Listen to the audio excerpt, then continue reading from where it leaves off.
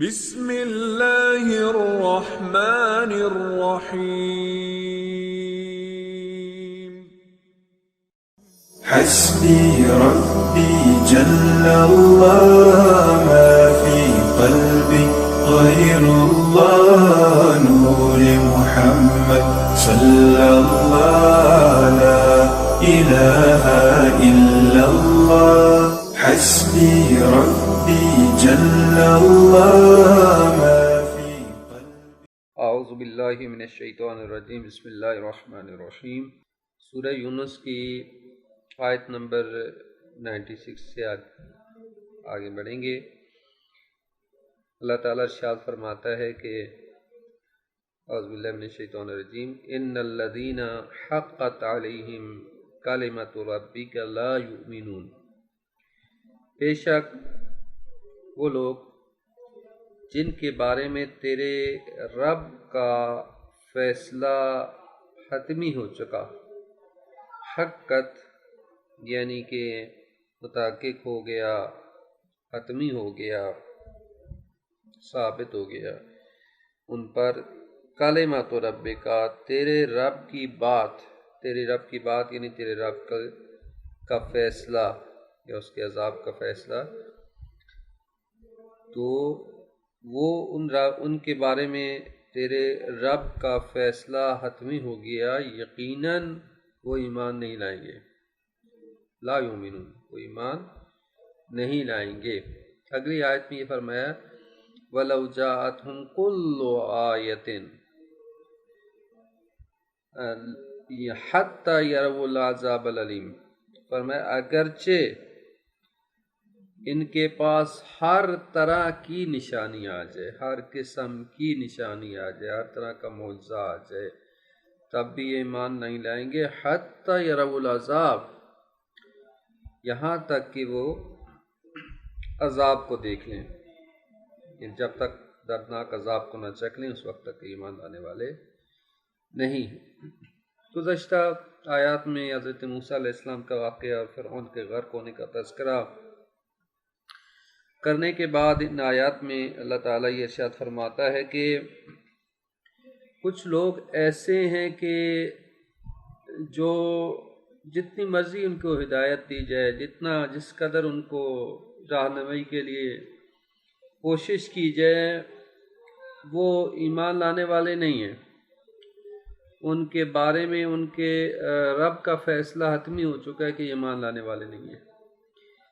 کون لوگ ہیں جو ایمان لانے والے نہیں ہیں؟ وہ لوگ ہیں کہ جنہوں نے اپنی گمراہی کا زمینہ فراہم کیا اور اس درجے گمراہی پہ وہ پہنچ چکے ہیں کہ اب قابل ہدایت نہیں رہے، کیونکہ انہوں نے اللہ کی ہمیشہ مخالفت کی ہے۔ اللہ تعالیٰ نے جو ان کو آنکھیں، کان اور دل دیے تھے اس سے مثبت فائدہ نہیں اٹھایا، اور جن کے بارے میں قرآن نے بیان فرمایا لہم قلوب لا یفقہون بہا، ان کے دل ہیں جس سے وہ سوچتے سمجھتے نہیں ہیں، جن کے کان ہیں لیکن ان سے سنتے نہیں ہیں، جن کی آنکھیں ہیں لیکن ان سے دیکھتے نہیں ہیں۔ ٹھیک ہے، دیکھتے تو ہیں لیکن جو دیکھنا خدا چاہ رہا ہے، جو سننا خدا چاہ رہا ہے وہ نہیں جانتے، خدا کی ہدایت کو نہیں سمجھتے۔ خدا کی ہدایت حیوانی زندگی یعنی یہ آنکھیں، کان وغیرہ استعمال کرتے ہیں، حیوانوں کی طرح استعمال کرتے ہیں، انسانی انداز سے اور بندگی اختیار کرتے ہوئے ان آنکھوں اور کانوں کا استعمال نہیں کرتے کہ اپنی آخرت کی فکر کریں اور فقط دنیا میں غرق نہ رہیں۔ تو یہی وہ لوگ ہیں، ان کا الانعام، یہ چوپاؤں کی طرح، بل ہم اضل، بلکہ ان سے بھی پستر ہیں۔ اور فرمایا کہ کچھ ایسے لوگ ہیں کہ ان کے دل پتھر کی طرح سخت ہو جاتے ہیں، پتھر کی طرح، ہم فہیا کالحجارہ، فرمایا ان کے دل اتنے سنگین ہیں، اتنے سخت ہو گئے ہیں، قاسیہ ہیں، سخت ہو گئے ان کے دل کے، فہیا کالحجارہ کے پتھر کے مانند ہے، بل اشد قسوۃ، بلکہ پتھر سے زیادہ سخت ہو گئے ہیں، کیونکہ بعض پتھر تو ایسے ہیں کہ جو خشیت الہی سے گر پڑتے ہیں اور ان سے نہریں جاری ہوتی ہیں، تو ایسے افراد ہیں جو پتھر سے زیادہ سخت۔ اب یہی وہ لوگ ہیں کہ فرمایا کہ ان کے دلوں پر اللہ تعالیٰ مہر لگا دیتا ہے، مہر لگا دیتا ہے، اور یہ قابل ہدایت نہیں ہے۔ کیوں؟ یعنی پہلے ہی مرحلے میں اللہ تعالیٰ کسی کو کے بارے میں فیصلہ نہیں کرتا کہ یہ قابل ہدایت نہیں ہے، قابل ایمان نہیں ہے۔ جیسے یہاں پر فرمایا کہ وہ لوگ کہ جن کے بارے میں اللہ کا فیصلہ حتمی ہو چکا ہے، یہ ایمان لانے والے نہیں ہیں۔ کون لوگ ہیں جن کے بارے میں اللہ کا فیصلہ حتمی ہو چکا ہے؟ یقیناً وہ لوگ ہیں کہ جن کی اللہ تعالیٰ نے ہدایت کا اہتمام کیا، ان کی طرف ہدایت آئی، لیکن اس کو ٹھہرایا، مسلسل ہدایت کے باوجود وہ ایمان نہیں لائے، یہاں تک کہ ان کے دل اتنے سخت ہو گئے کہ اب قابل ہدایت نہیں رہے، اور طبع اللہ علی قلوبہم، اللہ تعالیٰ ان کے دلوں پر مہر لگا دیتا ہے۔ جب یہ حالت ہو گئی کہ اللہ ان کے دلوں پہ مہر لگا دیتا ہے، اب یہ قابل ہدایت نہیں۔ اب فرمایا کہ یہ لوگ کبھی ایمان لانے والے نہیں، ان کے بارے میں اللہ تعالیٰ نے فیصلہ کر دیا ہے۔ جیسے سورہ بقرہ کی ابتدائی آیت میں بھی یہ بیان فرمایا کہ اے رسول انذرتم ام لم تنذرہم، آپ چاہے انہیں ڈرائیں یا نہ ڈرائیں، ہم لا یؤمنون، ایمان لانے والے نہیں ہیں، یہ کبھی ایمان نہیں لائیں گے۔ کیوں؟ کیونکہ یہ وہ لوگ ہیں کہ جن کے دلوں پر اللہ نے مہر لگا دی ہے، اب یہ ایمان والے نہیں رہے۔ ٹھیک ہے، تو اس سے یہ مطلب نہیں نکلتا کہ اللہ تعالیٰ نے بغیر کسی وجہ کے یہ کہہ دیا کہ وہ ایمان لانے والے نہیں ہیں اور ان سے اختیار چھین لیا گیا۔ نہیں، اختیار دیا گیا، اپنے اختیار سے انہوں نے اس راستے کا انتخاب کیا اور اس منزل پہ، اس مرحلے پہ پہنچ گئے کہ اب ان کا دل جو ہے وہ اس قادر سخت ہو چکا ہے کہ وہ کسی ہدایت کو قبول نہیں کرتا، اور لہٰذا اسی لیے فرمایا کہ اگر ان کے پاس کوئی بھی نشانی آ جائے، وَلَوْ جَاءَتْهُمْ كُلُّ آیَةٍ، ہر طرح کی نشانی، ہر طرح کی عبرت، ہر طرح کا معجزہ، کوئی بھی معجزہ یہ دیکھ لیں، کوئی بھی نشانی دیکھ لیں، کچھ بھی دیکھ لیں، اللہ تعالیٰ کی نشانیاں ان کے پاس آ جائیں، یہ ایمان نہیں لانے والے۔ ہاں، ایمان اس وقت لائیں گے جب یہ اپنے سامنے عذاب کو دیکھیں گے، آخرت کے عذاب کا جب مشاہدہ کریں گے، جیسے کہ فرعون جو ہے وہ ایمان لے آیا اس وقت جب اس نے دیکھا عذاب کو، جب وہ غرق ہو رہا تھا تو اس نے اپنے عذاب کا مشاہدہ کر لیا، اپنی جہنم کو دیکھ لیا کہ میں جہنم میں میرا کہاں ٹھکانہ ہے، تو اس وقت جو ہے وہ اس کی آنکھیں کھل گئیں اور اس وقت کہنے لگا کہ آمنتو، میں ایمان لایا رب موسیٰ ہارون موسیٰ کے رب پر ایمان لایا، میں ایمان لایا ان پر، اس پر کہ جس پر جو ہے آل بنی اسرائیل ایمان رکھتے ہیں۔ تو اس وقت ایمان کا تقاضا کہنے لگا، پر میں نے آن کیا تو اب ایمان لائے گا، تیرا اب ایمان لانے کا کوئی فائدہ نہیں ہے۔ تو لہٰذا یہ فرمایا کہ اس وقت ایمان لاتے ہیں، کبھی بھی جو مرضی دنیا میں وہ معجزہ دیکھ لیں، جو آیت دیکھ لیں، ایمان نہیں لائیں گے یہاں تک کہ عذاب علیم، دردناک عذاب کا مشاہدہ کریں، لیکن اس وقت ایمان لانے کا کوئی فائدہ نہیں ہے۔ یہ جب آنکھوں سے پردے ہٹ جائیں گے، کیونکہ ہمیں ایمان بالغیب کا حکم دیا گیا ہے، الذین یؤمنون بالغیب، جب تک آنکھوں کے سامنے پردے ہیں دنیا میں رہتے ہوئے ایمان لو، لیکن جب دنیا سے انسان چلا جائے، دنیا جو ہی موت سامنے آتی ہے، جو ہی موت سامنے آتی ہے تو آنکھوں سے پردے ہٹ جاتے ہیں۔ موت کے موقع پہ ہی انسان کو اس کی مقام آخرت دکھا دیا جاتا ہے کہ تم نے کہاں جانا ہے، وہ موت کے موقع پہ ہی سمجھ جاتا ہے کہ میں نے جہنم میں جانا ہے یا جنت میں، بہشت میں جانا ہے۔ ٹھیک ہے، تو اسی وجہ سے ہم دیکھتے ہیں کہ بعض لوگوں کے چہرے پہ مسکراہٹ ہوتی ہے موت کے وقت، وہ اپنے چہرے مقام کو دیکھ چکے ہوتے ہیں، بعض لوگوں کے چہرے جو ہے وہ انتہائی ہو جاتے ہیں۔ البتہ یہ قاعدہ کلیہ نہیں ہے،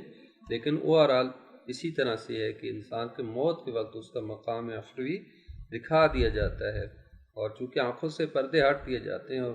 سب کو جو ہے وہ سامنے کشف ہو جاتا ہے، جیسے مولا فرماتے کہ الناس ینامون، لوگ سو رہے ہیں، اذا ماتوا انتبہوا، جب وہ مریں گے تو بیدار ہوں گے، اس وقت ان کی آنکھوں سے پردے ہٹ جائیں گے، اس وقت سب کچھ شفاف دیکھنے لگیں گے، سب کچھ ان کے سامنے نمایاں ہو جائے گا۔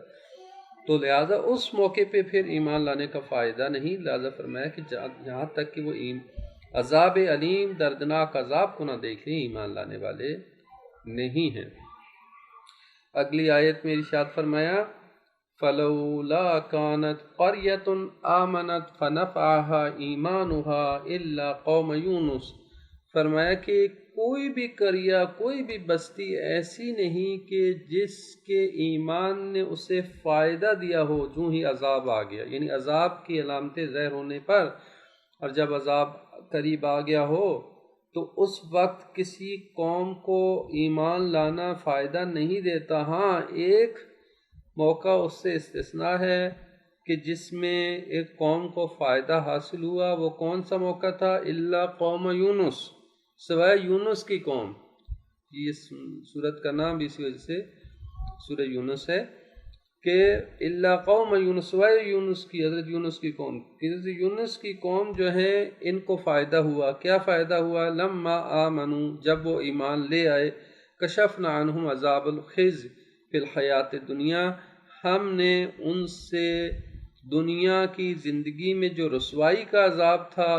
وہ بھی اٹھا لیا اور انہیں آخرت کے عذاب سے بھی نجات دی۔ وَمَتَّعْنَاهُمْ إِلَىٰ حِينٍ، اور ہم نے انہیں ایک مدت تک انہیں زندگی سے بہرامند فرمایا، اور ہم نے سرمایہ دیا انہیں دنیا کی زندگی کا، إِلَىٰ حِين، ایک مدت تک، یعنی ان کی موت کو ٹال دیا اور ان پر جو عذاب تھا آنے والا تھا اس سے ان کو بچا لیا۔ یعنی قوم یونس جو تھی، تو آپ کو معلوم ہے کہ حضرت یونس علیہ السلام کا واقعہ ہے کہ حضرت یونس علیہ السلام عراق کے شہر نینوا جو ہے اس کے نزدیکی علاقے موصل میں مبعوث ہوئے۔ وہاں پہ موصل شہر تھا اور ابھی بھی ہے موصل، اور وہاں کی قوم کو ایمان کی دعوت دی انہوں نے۔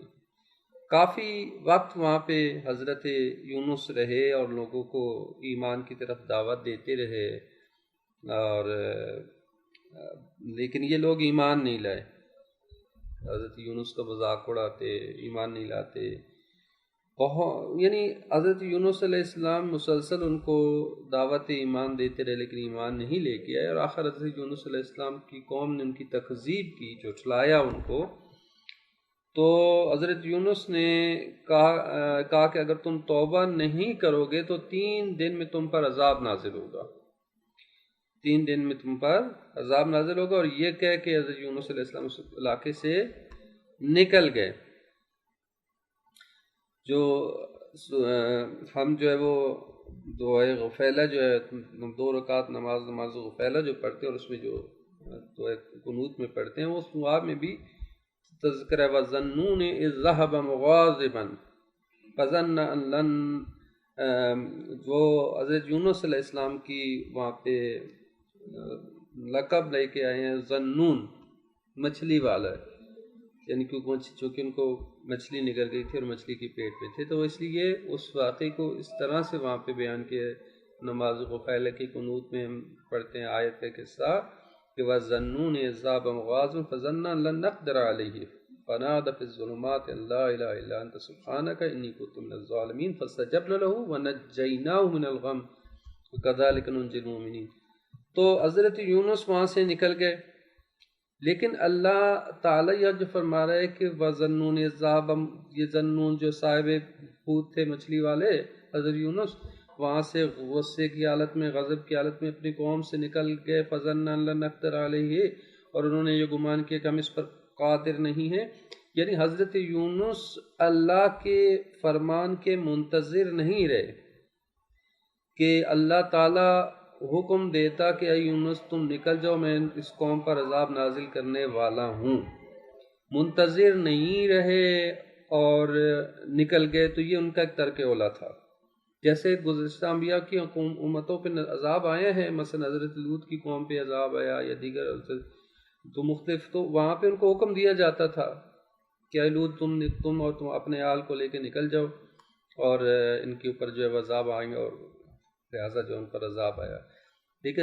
یونس منتظر نہیں رہے اور فرمایا کہ تم پر 3 دن کے اندر عذاب آئے گا، اور وہیں سے نکل گئے۔ تو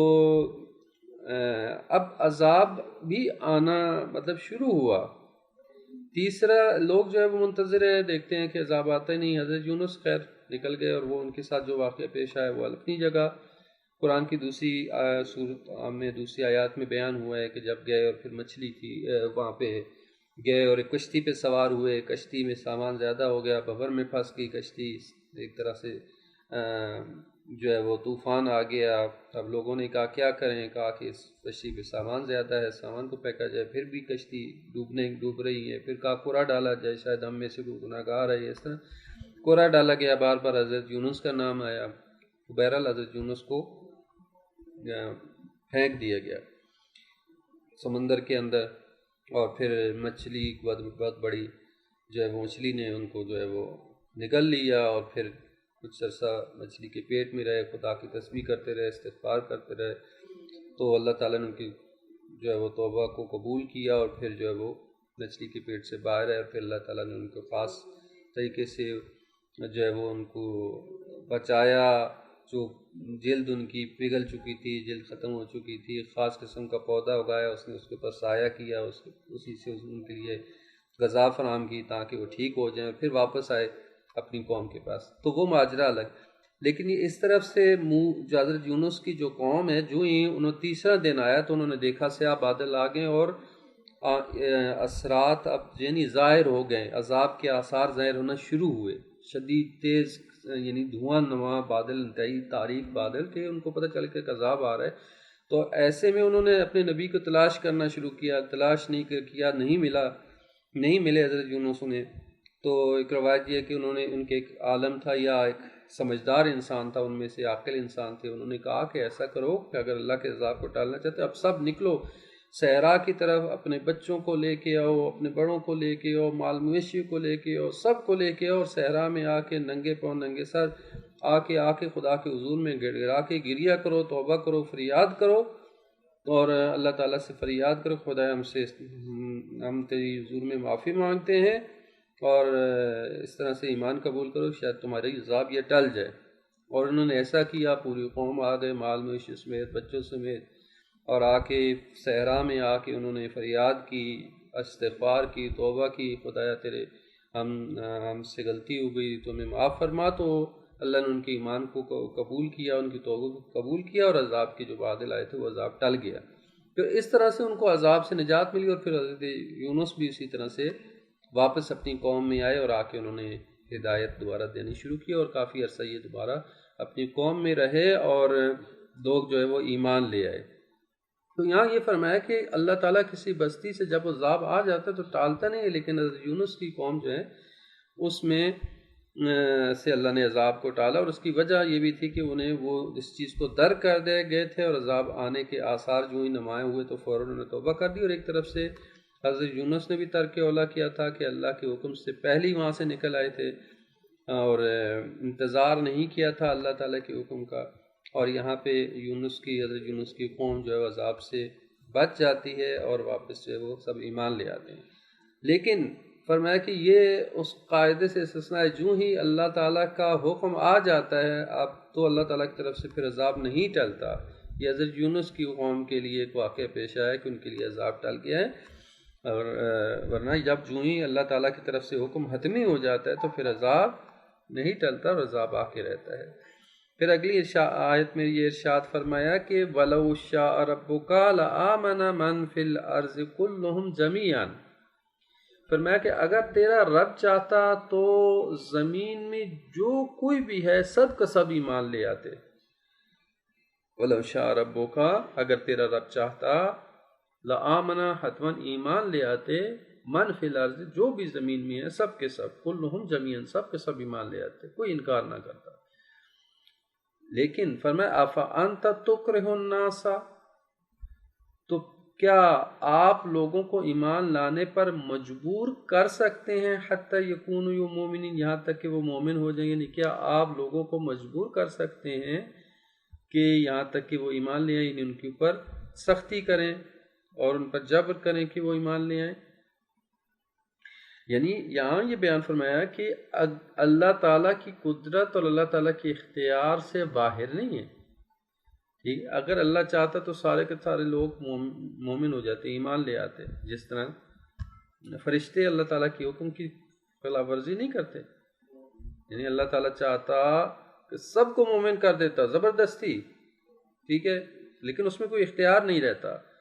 کوئی جزا سزا نہ رہتی, کوئی وہ انسان کا اپنا اختیار کے ساتھ ایمان لانا نہ رہتا. لہٰذا یہی فرمایا کہ کیا آپ مجبور کر سکتے ہیں دوسروں کو ایمان لانے پہ؟ یعنی اے رسول اگر یہ لوگ ایمان نہیں لاتے تو آپ پریشان نہ ہوں، آپ اپنے آپ کو غم و غصے سے نڈھال نہ کریں۔ کیوں؟ اس لیے کہ آپ ان کو مجبور نہیں کر سکتے ایمان لانے پہ۔ اگر اللہ چاہتا تو ان کو سب کو مومن کر دیتا، لیکن اللہ نے ان کو ارادہ دیا ہے، اختیار دیا ہے،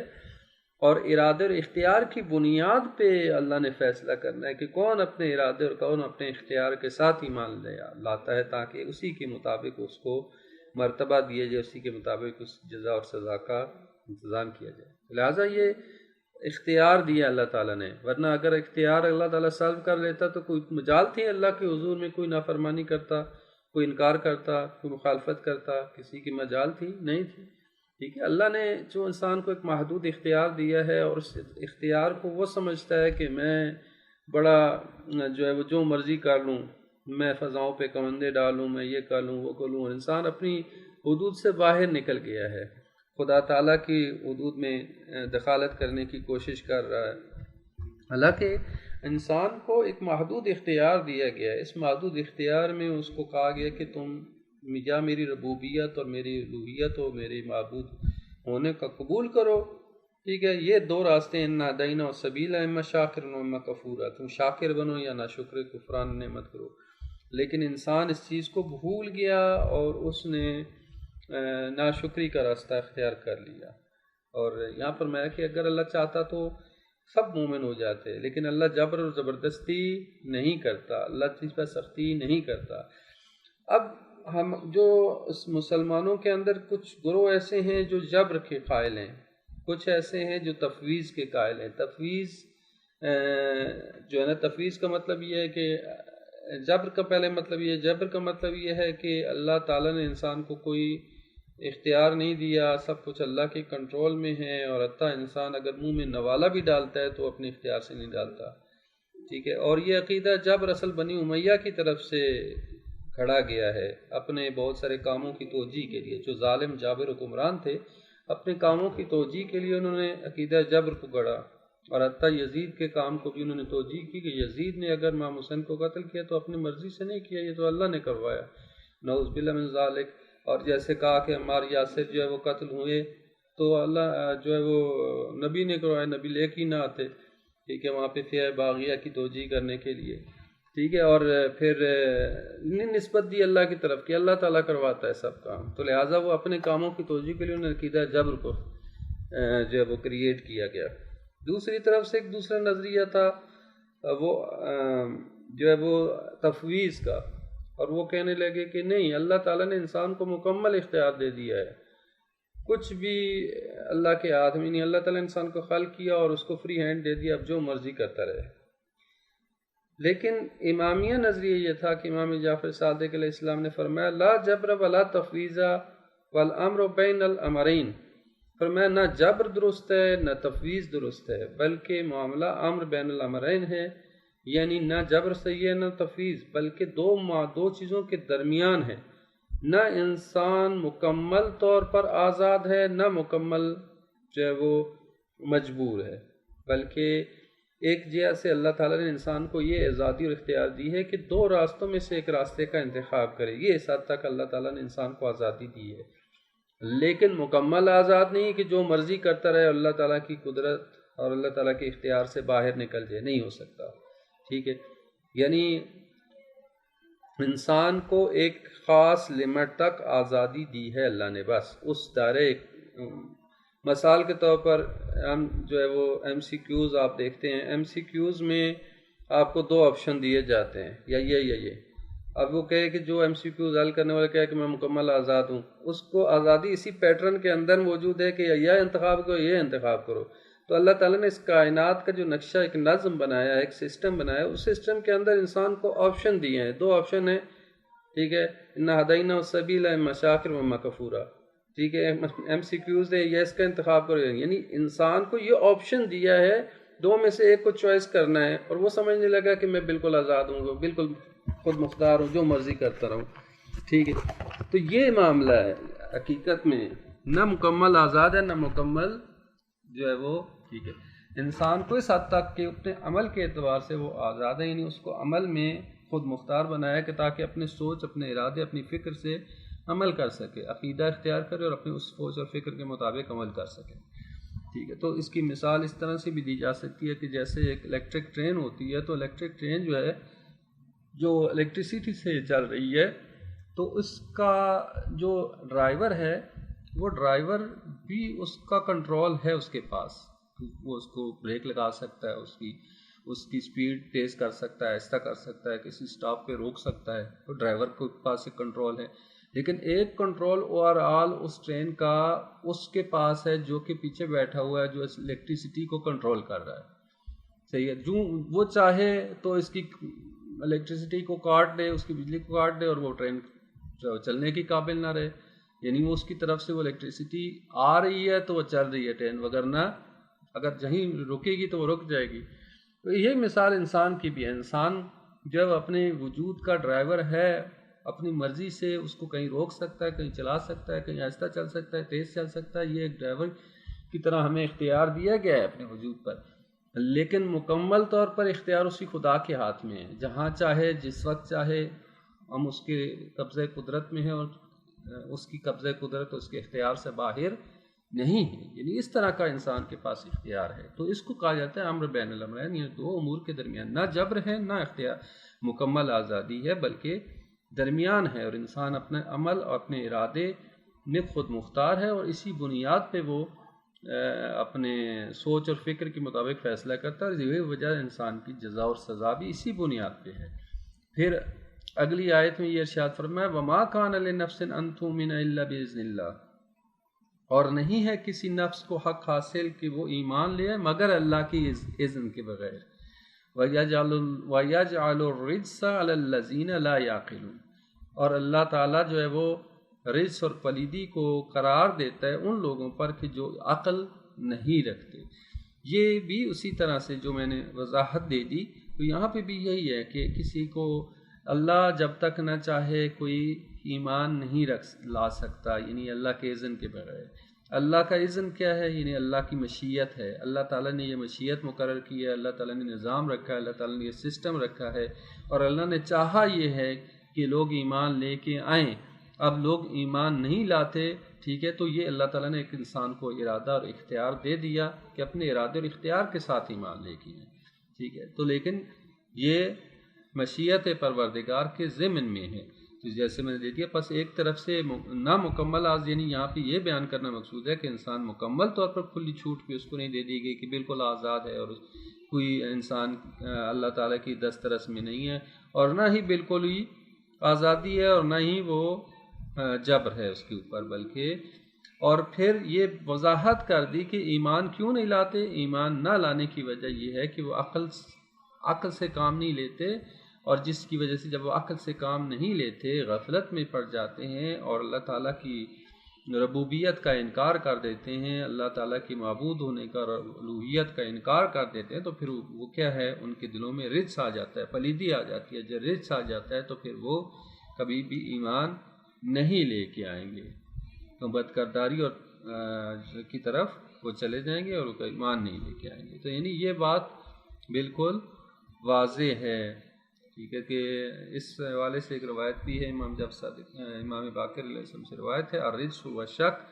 کہ یہاں پہ جو رجس بیان کیے گئے افراد رجس سے مراد شک ہے، اور ہم اپنے دین میں کبھی شک نہیں کرتے. یعنی جو شک میں مبتلا ہو جاتے ہیں تو وہ ایمان نہیں لاتے، اور وہ جو عقل سے کام نہیں لیتے اللہ تعالیٰ ان کے دلوں میں شک ڈال دیتا ہے، لہٰذا وہ ایمان سے دور ہو جاتے ہیں. آیت نمبر 101 ارشاد فرمایا قُلِ انظُرُوا ماذا فِی السَّمَاوَاتِ وَالْأَرْضِ، ان سے کہہ دو تم نگاہ کرو، دیکھو آسمانوں اور زمین میں کیا چیز ہے، کیا کیا چیزیں اللہ نے خلق کی ہیں، کیا کیا آسمانوں اور زمین میں موجود ہے. وَمَا تُغْنِ الْآيَاتُ وَالنُّذُرُ عَنْ قَوْمٍ لَا يُؤْمِنُونَ، اور جو قوم ایمان لانا ہی نہیں چاہتی تو ان کے لیے آیات اور ان کی تنبیہیں اور کچھ کام نہیں دیتی. وما تغنی الآیات، یعنی آیات فائدہ نہیں دیتی، والنذر اور تنبیہیں انذار کرنا فائدہ نہیں دیتی ان القوم اس قوم کے لیے کہ لا یؤمنون جو ایمان نہیں لاتی، یہ ایمان لانا ہی نہیں چاہتی۔ یہاں پہ بھی یہ بیان فرمایا کہ اللہ تعالیٰ کی طرف سے حجت تمام ہوتی ہے، اللہ تعالیٰ لوگوں کی ہدایت کا انتظام کرتا ہے، اور مسلسل اللہ کی طرف سے آیات ہوتی ہیں، کہیں نہ کہیں انسان کے لیے عبرتیں ہوتی ہیں کہ اگر انسان چاہے تو ایمان لے آئے۔ اور اللہ تعالیٰ کی آیات زمین و آسمان میں ہر جگہ موجود ہیں، صرف عقل کی ضرورت ہے، سوچنے کی ضرورت ہے، فکر کی ضرورت ہے، دیکھنے کی ضرورت ہے۔ افلا یعقلون افلا یتفکرون افلا، قرآن نے بیان فرمایا کہ دنیا زمین اور آسمان میں اللہ تعالیٰ کی نشانیاں موجود ہیں، تمہارے اپنے وجود میں اللہ کی نشانیاں موجود ہیں، لیکن تم عقل والوں کے لیے افلا یتفکرون، کیا فکر نہیں کرتے، افلا یعقلون، کیا وہ سوچتے نہیں۔ تو یہاں بھی بیان فرمایا آسمانوں اور زمین میں اگر تم نگاہ کرو تو بے شمار اللہ کی نشانیاں ہیں۔ قل انظروا ماذا فی السماوات والارض، آسمانوں اور زمین میں کیا کیا ہے، کیا کیا اللہ نے خلق کیا ہے۔ اگر یہ فکر، یہ دلیل اور اللہ تعالیٰ کی وجود، اللہ تعالیٰ کی ربوبیت، اللہ تعالیٰ کی الوہیت کے لیے یہی کافی ہے کہ آپ زمین و آسمان کی میں موجود اللہ کی نشانیوں پہ ذرا غور کر لو، اس کائنات کے نظام کی طرف ہی توجہ کر لو، سورج، زمین، چاند، ستارے اور یہ کہکشائیں اور اتنے وسیع و عریض کائنات کی تھوڑی وسعتوں کے بارے میں انسان فکر کر لے تو یہی کافی ہے انسان کے لیے خدا کے وجود کو درک کرنے کے لیے۔ انسان کو اپنی کمزوری اور اپنے ضعف اسی سے سمجھ میں آ جاتا ہے، یعنی اس کائنات کی تھوڑے سے نظام میں غور کر لے تو انسان سمجھ جاتا ہے کہ میں تو کہ ناچیز ہوں، اس کائنات کے ایک ذرہ بھی نہیں ہوں، کائنات اتنی وسیع و عریض ہے کہ میں اس کائنات کے ایک ذرے کے برابر بھی نہیں ہوں۔ ٹھیک ہے، تو اگر انسان نگاہ کرے تو خود بخود وہ اس کی عظمت اور اس خدا تعالیٰ کی عظمت، خدا کی کبریائی، خدا کی بزرگی کے مقابلے میں خود بخود سر بسجود ہوگا، خود بخود سر جھکائے گا اور سمجھ جائے گا کہ میں اس کائنات کے اندر میری کیا حیثیت ہے۔ وہ عظیم پروردگار جو ہے جو اس کائنات کا خالق بھی ہے، مالک بھی ہے، رب بھی ہے، وہ عظیم ہے۔ تو پھر خود بخود وہ اس کے حضور میں سجدہ ریز ہوگا، سبحان اللہ کہے گا، اس کی تقدیس کرے گا، اس کی تعظیم کرے گا۔ لیکن فرمایا کہ اگر لوگوں کے دل اندھے ہو جائیں، سوچیں نہیں، فکر نہ کریں تو پھر فائدہ نہیں ہے۔ وہ قوم جو اصلاً ایمان لانے ہی نہیں چاہتی تو پھر ان کے لیے چاہے جتنی مرضی معجزے بھیج دیے جائیں، جتنی آیات دکھا دی جائیں، جتنا مرضی ان کو انذار کر دیا جائے، فائدہ نہیں ہے۔ اگر ایک انسان سو رہا ہو تو اس کو جگایا جا سکتا ہے، لیکن جو سونے کی ایکٹنگ کر رہا اور جو خواہ جو ہے وہ اپنے آپ کو دکھا رہا ہے کہ میں سو رہا ہوں، تو اس کو جتنا مرضی جگائیں وہ نہیں جاگے گا، وہ جاگنا ہی نہیں چاہتا۔ جیسے کہ لوگ جو ایمان لانا ہی نہیں چاہتے تو پھر ان کو کیسے ایمان آپ لا سکتے، اور وہ ایمان لانے کے قابل نہیں ہے، جتنی مرضی ان کو آیات دکھا دی جائیں، نشانیاں دکھا دی جائیں، وہ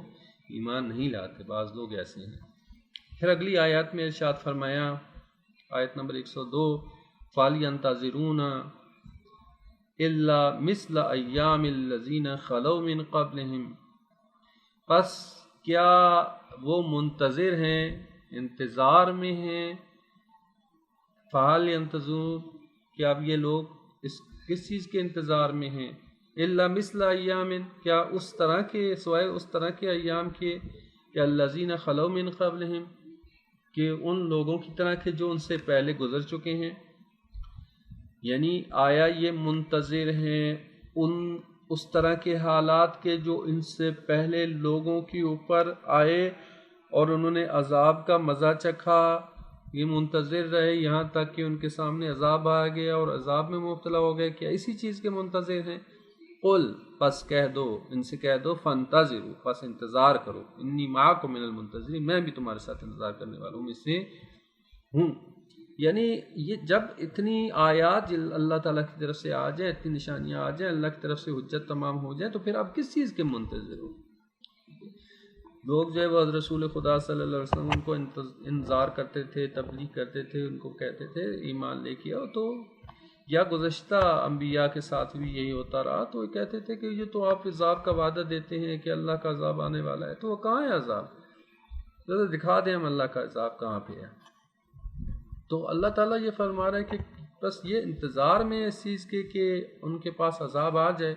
اپنی آنکھوں سے دیکھ لیں عذاب،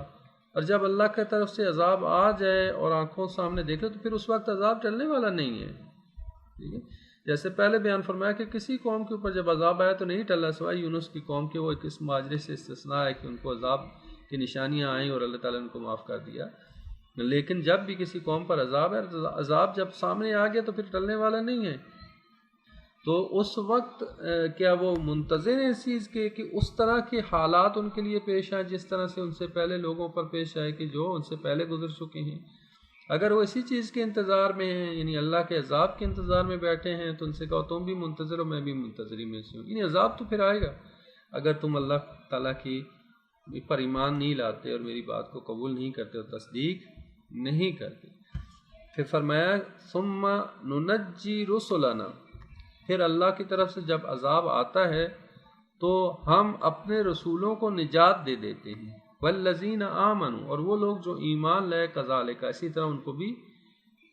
جو اللہ رسولوں کو اپنے نجات دے دیتے ہیں اور وہ لوگ کہ جو ایمان لائے ان کو بھی۔ حقا علینا ننجی المؤمنین، یہ ہمارے اوپر ذمہ داری ہے، ہمارے اوپر حق ہے کہ ہم مومنین کو نجات دیں، نجات مومنین کو نجات دینا یہ ہماری ذمہ، کہ گزشتہ جتنے بھی انبیاء کے اوپر کے قوموں پر عذاب آیا ہے تو عذاب سے پہلے اللہ تعالیٰ نے اپنے نبی کو خبردار کیا، بتا دیا کہ عذاب آنے والا ہے، آپ اور جو آپ کے ساتھ ایمان لے کے آئے ہیں ان کو لے کے آپ نکل جائیں، راتوں کی تاریکی میں نکل جائیں، ان کو پہلے ہی باخبر کر دیتا تھا کہ فرمایا حقاً علینا، ہمارے اوپر مومنین کو نجات دینا ہماری ذمہ داری ہے۔ جب بھی عذاب آیا، آپ کے سامنے حضرت نوح علیہ السلام کی مثال ہے کہ حضرت نوح علیہ السلام کے عذاب کی پہلے لوگوں کو خبر دیتے رہے، عذاب آ رہا ہے، عذاب آ رہا ہے، لیکن پھر بھی وہ مذاق اڑاتے رہے، ایمان ان کے سامنے ہی کشتی بناتے رہے، وہ کہتے تھے مذاق اڑاتے رہے، نوح کشتی کہاں چلے گا، یہاں تو پانی ہی نہیں ہے، پھر اس کے بعد سمندر بھی تو بنائے گا، اتنا مذاق اڑاتے رہے، اتنا عرصہ حضرت نوح کشتی بناتے رہے، پھر اس کے بعد جو وہ عذاب آیا، پھر بھی جو وہ عذاب آیا، سیلاب آنا شروع ہوا، پانی مٹنا ہر طرف سے ہونا شروع ہوا، آسمان سے بھی پانی نکل رہا ہے، زمین سے بھی نکل رہا ہے، ہر طرف سے پانی پانی آ رہا ہے، تو ایسا ایسا عذاب جو وہ سیلاب آیا، لیکن وہ ٹس سے مس نہیں ہوئے اور وہ پہاڑوں پہ چڑھنا شروع ہو گئے، لیکن اللہ تعالیٰ کی طرف سے عذاب جب آیا تو پھر حضرت نوح کا بیٹا بھی جو نجات نہیں پا سکا اور کافروں کے ساتھ وہ غرق ہو گیا، لیکن اللہ تعالیٰ نے ان مومنین کی جماعت کو جو ایمان لائے تھے حضرت موسیٰ کے ساتھ، حضرت نوح کے ساتھ، ان کو نجات دے دی۔ اسی طرح قوم لوط پہ جب عذاب آیا تو اللہ تعالیٰ نے حضرت لوط کے ساتھ کچھ افراد کو جو ایمان لائے تھے ان کو نجات دے دی، لیکن حضرت لوط کی جو بیوی تھی وہ ایمان نہیں لائی تھی، کافروں کے ساتھ تھی، وہ بھی ان کے ساتھ ہی جو ہے وہ عذاب میں مبتلا ہو گئی۔ لہٰذا اللہ تعالیٰ اپنے رسولوں کو اور وہ لوگ جو ان پر ایمان لے آتے ہیں نجات دے دیتا ہے، اور یہ ہماری ذمہ داری ہے نجات دینا، لیکن لوگ جو ایمان نہیں لاتے وہ پھر عذاب الہی میں مبتلا ہو جاتے ہیں۔ اگلی آیت میں ارشاد فرمایا قل یا ایھا الناس ان کنتم فی شک من دینی فلا اعبد الذین تعبدون من دون اللہ، کہہ دو اے لوگو ان کنتم فی شک، اگر تم شک میں ہو، فی دینی، میری دین کے بارے میں، میرے ایمان کے بارے میں تمہیں کوئی شک ہے، تو فلا اعبد الذین تعبدون، پس میں عبادت نہیں کرتا ان کی جنہیں تم عبادت کرتے ہو، من دون اللہ، اللہ کو چھوڑ کر، اللہ کے سوا جن کی تم عبادت کرتے ہو میں ان کی پرستش نہیں کرتا، ولیکن اعبد اللہ، لیکن میں اللہ کی عبادت کرتا ہوں، الذی یتوفاکم، وہ اللہ کہ جو تمہیں موت دے گا، تمہاری روحیں قبض کرے گا، تمہیں وفات دے گا، وامرت ان اکون من المؤمنین، اور مجھے یہ حکم دیا گیا ہے کہ میں ہو جاؤں من المؤمنین، مومنین میں سے۔ جو وہ رسول خدا سے یہ فرمایا جا رہا ہے کہ اے رسول خدا، یہ مشرکین، یہ کافر اگر آپ پر ایمان نہیں لاتے تو ان سے اظہار بیزاری کر دیں۔ سورہ کافرون میں جیسے یہی بیان فرمایا کہ قل یا ایھا الکافرون لا اعبد ما تعبدون ولا انتم عابدون ما اعبد ولا انا عابد ما عبدتم ولا انتم عابدون ما اعبد، یعنی اس میں واضح طور پر فرمایا کہ اے کافرو، کہ میں نہ تم جس کی عبادت کرتے میں اس کی عبادت نہیں کرتا، جس کی میں عبادت کرتا ہوں تم نہیں کرتے، تمہارا دین تمہارے لیے، میرا دین میرے لیے، یہاں پہ بھی فرمایا کہ اگر تم میرے دین کے بارے میں شک ہو کہ میرا دین کیا ہے، تو میں یہ تو کھول کر بیان کر رہا ہوں کہ وہ جن کی تم پرستش کرتے ہو میں ان کی پرستش سے بیزار ہوں۔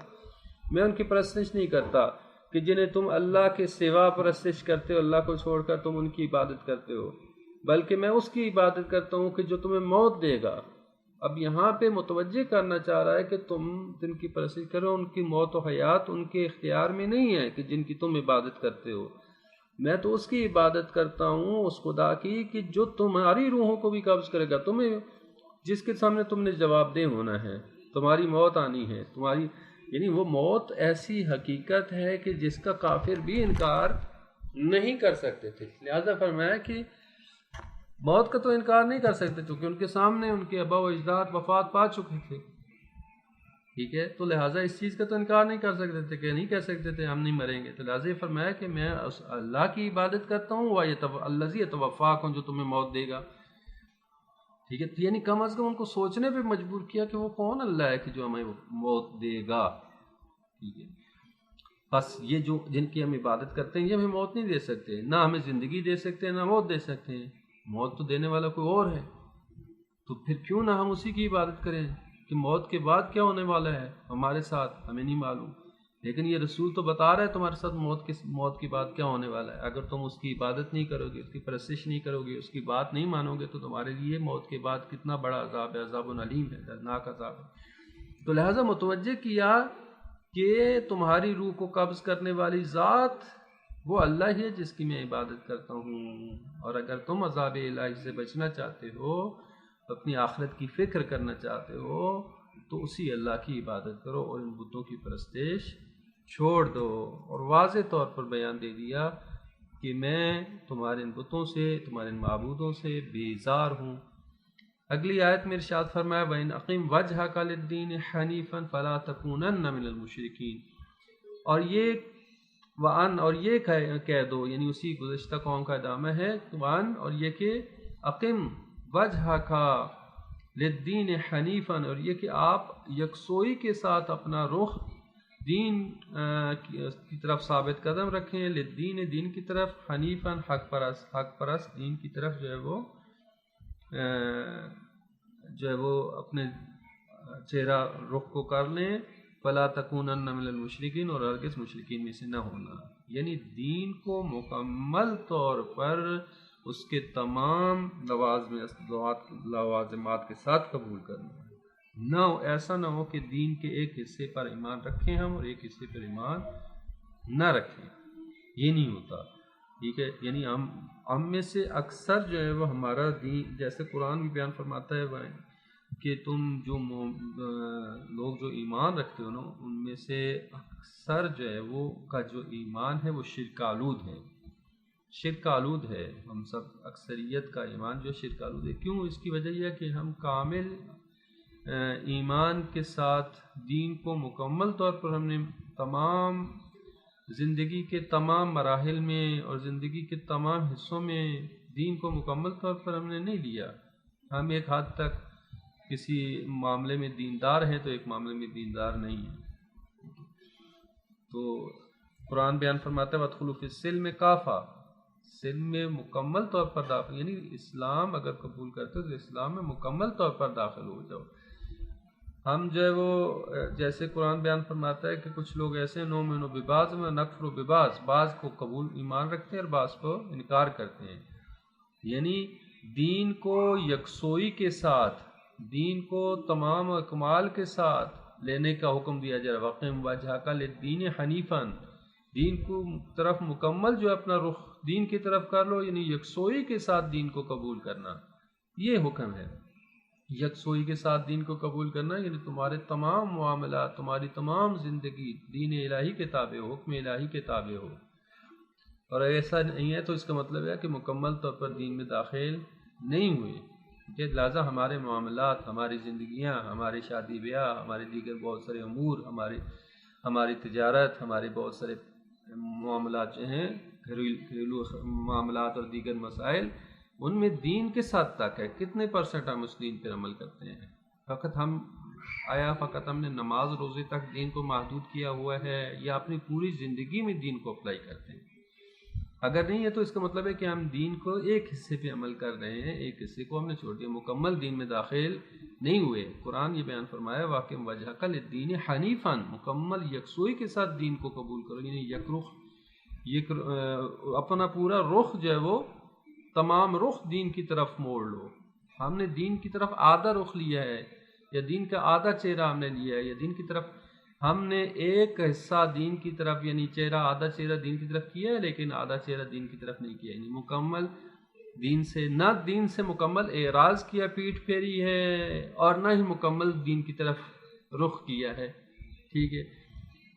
یعنی بس ایک سائیڈ ہم نے دین کی طرف کیا ہوا ہے۔ تو لہٰذا قرآن یہ بیان فرماتا ہے کہ مکمل پورا اپنا رخ دین کی طرف کر لو، یکسوئی کے ساتھ دین کی طرف آ جاؤ، اور تب جو ہے وہ حقیقت میں انسان کی نجات ہے۔ آگے یہ ارشاد فرمایا کہ وَلَا تَدْعُ مِن دُونِ اللَّهِ مَا لَا يَنفَعُكَ وَلَا يَضُرُّكَ، اور تم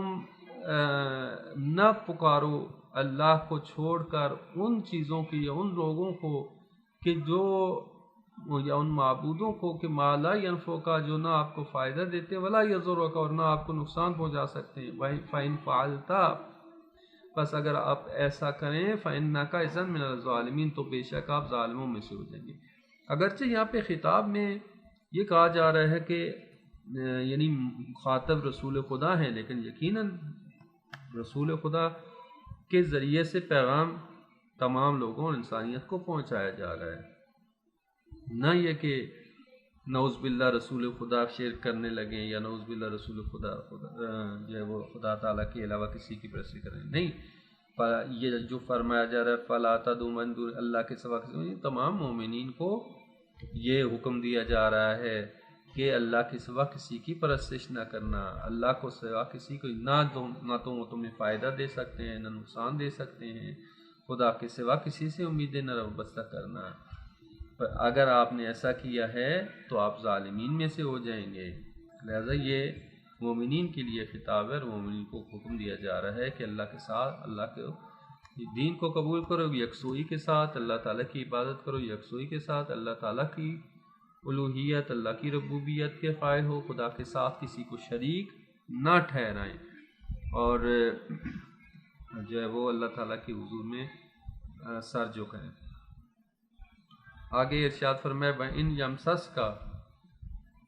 اللَّهُ بِضُرٍّ، اور اگر آپ کو اللہ تعالیٰ کوئی تکلیف ڈال دے، آپ کے اوپر کوئی تکلیف پہنچائے آپ کو، یمسسک اللہ، اگر اللہ تعالیٰ پہنچا دے آپ کو کسی ضرر میں، کسی تکلیف میں مبتلا کرے، فلا کاشف لہ، تو کوئی اس کو ٹالنے والا نہیں ہے، یعنی اللہ کے سوا کوئی اس کو ٹال سکتا نہیں، ٹال سکتا۔ وَإِن يُرِدْكَ بِخَيْرٍ، اور اگر وہ ارادہ کرے آپ کے بارے میں خیر کا، بھلائی کا، فلا راد، تو کوئی اس خیر اور بھلائی کو روکنے والا نہیں ہے، اس کے فضل کو روکنے والا نہیں ہے۔ یصیب بہ من یشاء، وہ اپنے فضل کو اپنے بندوں میں سے جس کے لیے چاہتا ہے اپنے فضل سے اس کو نوازتا ہے،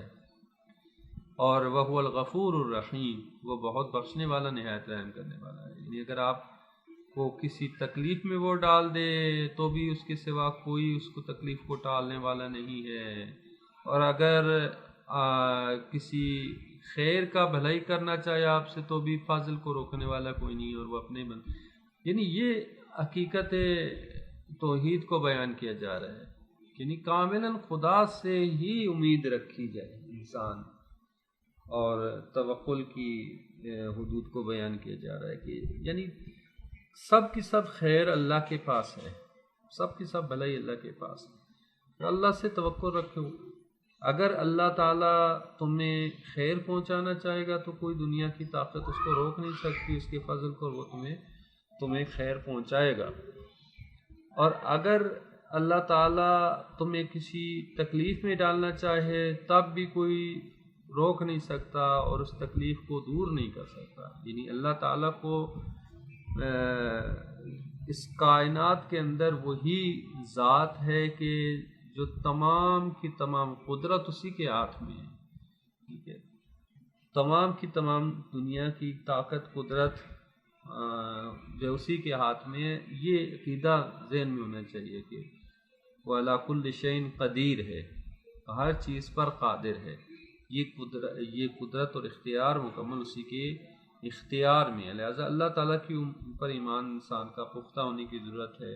انسان کو چاہیے کہ اپنے ایمان کو پختہ کرے، مضبوط کرے، محکم کرے، خدا کے اوپر اس کا توکل محکم ہو، اور جس قدر توکل بڑھتا جائے گا اسی قدر اس کا ایمان بڑھتا جائے گا، اور اللہ تعالیٰ کے حضور میں اس قدر سجدہ ریز ہوتا جائے گا۔ پھر فرمایا کہہ دیجئے اے لوگوں، بتحقیق تمہارے رب کی جانب سے حق تمہاری طرف آ چکا ہے، بس جو کوئی ہدایت حاصل کرتا ہے تو اپنی ذات کے لیے، اور جو گمراہی اختیار کرتا ہے تو وہ بھی اپنی ذات کو گمراہ کرتا ہے، اور میں تمہارا ذمہ دار نہیں ہوں۔ یعنی یہاں پر فرمایا کہ حق تمہاری دسترس میں آ چکا ہے، اب خود تمہاری اپنی ذمہ داری ہے کہ گمراہی کو چھوڑ کر حق کی طرف آؤ۔ حق اور ہدایت کوئی مکروہ چیز نہیں ہے جو لوگوں پر مسلط کی جائے، بلکہ ہدایت نور ہے، چشم بنا رکھنے والے خود شوق سے جس کی طرف آتے ہیں وہ کسی اور کے لیے نہیں بلکہ اپنی ذات کے لیے لپکتے ہیں۔ اس کے بعد آخری آیت میں فرمایا کہ اور اے نبی، آپ صلی اللہ علیہ وآلہ وسلم کی طرف جو وحی بھیجی جاتی ہے اس کی پیروی کریں، اور اللہ کا فیصلہ آنے تک صبر کریں، اور وہ بہترین فیصلہ کرنے والا ہے۔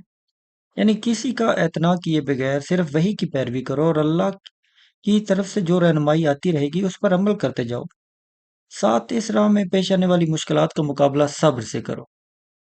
ایک دن آنے والا ہے کہ اللہ اپنا فیصلہ صادر فرمائے گا، اس دن حق کا بول بالا ہوگا اور باطل مٹ جائے گا۔ یعنی اطاعت الہی اور صبر، یہ دو چیزیں ہیں مقابلہ کرنے کے لیے۔ یہاں تک کافی ہے۔ اللہ تعالیٰ ہم سب کو توفیق عطا فرمائے، ہم خدا کے حقیقی معنوں میں اس کے بندے بن سکیں، اس کے عبد بن سکیں، اور اللہ تعالیٰ ہمیں دین اور شریعت پہ عمل پیرا ہونے کی توفیق عطا فرمائے، اور دنیا و آخرت کی